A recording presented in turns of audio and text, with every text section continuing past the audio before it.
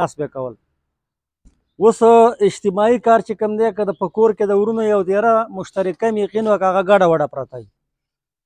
د دې د وجې نه زه د شاهد اقبال ډېره شکریه ادا کوم، فضل حکیم شکریه ادا کوم. هغې یې بله ورځ په میډیا باندې ورکړل او دا یقیني خبره ده که تاسې ګورئ زموږ صدیق آباد تقریبا 10-12 هزار آبادي ده او دا خو لا فی الحال دا د میلې ځای نه دی، یو ځای بل ځای شل دی. خو تاسو ته پته ده چې دې علاقه کې دا ځایونه ورځ په ورځ قیمتي کېږي هم او ختمیږي هم. چونکې زموږ خو اوس دلته مرګ ژوند دا ټول د دې ځای شوی دی. ټولو خلک اکثر دلته مړي هم ښخوي او دلته جنازې هم کوي. نو د هغې په سلسله کې د ملګرو یو سوچ کلی و، بیا موږ هغه سوچ دپاره دا ملګري راوغوښتل چې باید دې دپاره داسې سوچ وکړو، صرف تجویزونه به پیش کړو. ایجنډه زموږ صرف دغه یو واحد ایجنډه دا ده چې د ټول صدیق آباد دپاره د یو جنازګۍ تنظام وکړو.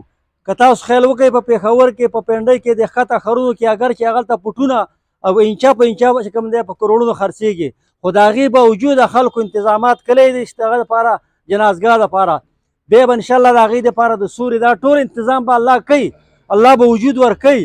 خو د هغې دپاره استعمالول زه دا وایم ملګرو ته چې دا خبره د سیاستو نه بالاتر ده، دا خبره د پاټرو نه بالاتر ده.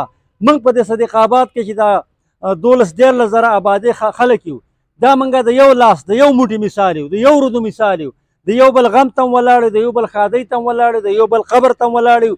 دغسې دا جنازګاه چې کومه ده دا خو ګوره کله چې زموږ نه دغه شو موږ به نه یو، خو زموږ کشران به داسې وایي چې زموږ دا مشران دي الله داسې کړي نن دغه ځای نشته د جنازګاه، دوی دا سوچ نه کولو.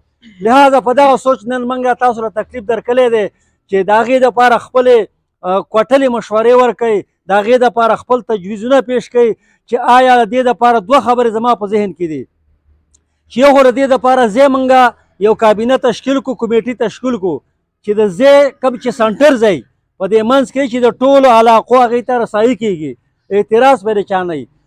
بای روډ ځای ځکه چې زموږ جنازې ډېرې غټې کېږي او هغې له خلک د بار نه راځي نو د ګاړو د ودرولو سهولیت هم وي.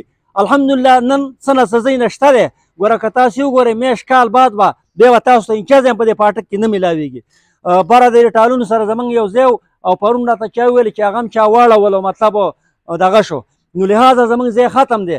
د دې د وجې نه زما خپل تاسو به تجویزونه پیش کړئ، موږ لا مشوره نه کړم دې دپاره راوغوښتلی شو چې یو کابینه داسې شي چې هغه د ځای دپاره کوشش وکړي، که د خان بهادر خان سره یي که د بل چا سره یي ورکه په وازه خوله موندل شي.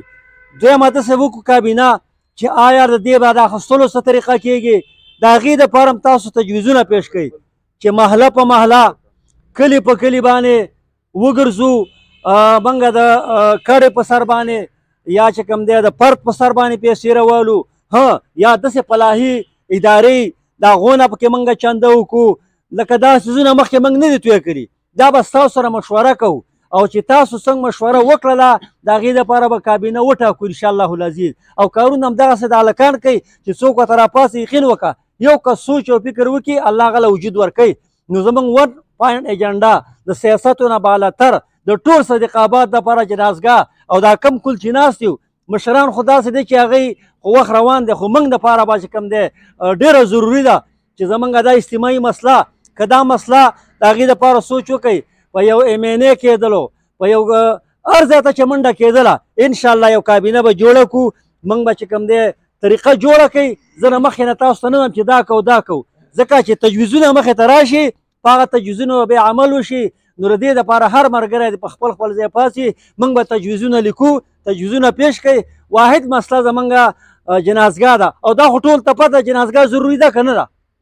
ضروري ده که نه؟ چې ضروري ده د دې دپاره لله فی الله بغیر سیاستو د الله دپاره چې څومره منډه څومره کوشش د هر ملګري نه کېږي انشاءالله په دنیا کې به هم الله عزت ورکوي او د مرګ نه بعد به چې کوم دی هغې ته الله اجر ورکوي. او دویم چې کوم خلک یې ورکوي انشاءالله دا ځمکه ورکوي یو له ځای ګوري یقین وکړه چې کېدی شي الله پاک چې کوم دی د جومات او د جنازګاه ځمکه د هغې دپاره چې کوم دی د آخرت ذریعه وګرځوي. نو په دې باندې ټول ملګري تجویزونه ورکوي.